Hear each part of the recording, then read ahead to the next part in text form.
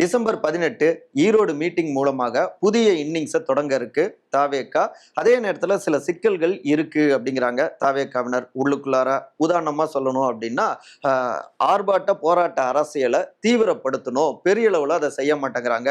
தமிழ்நாடு அளவுல இருக்கக்கூடிய பிரச்சனைகள், மாவட்ட அளவுல இருக்கக்கூடிய பிரச்சனைகள்.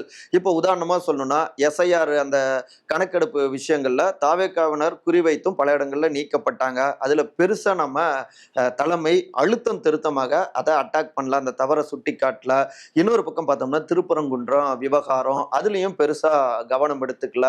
இப்படி பல விஷயங்கள்ல அமைதியா இருக்கிறது சரியில்லை அப்படின்னு குரல்கள் வருது. இன்னொரு பக்கம் பார்த்தோம்னா, சவுத்துல பெரும்பாலான மாவட்டங்கள்ல முழுமையாக பொறுப்புகள் நியமிக்கப்படல. உதாரணமா சொல்லணும்னா தூத்துக்குடி, திருநெல்வேலி போன்ற மாவட்டங்கள்ல அப்படிங்கிறாங்க.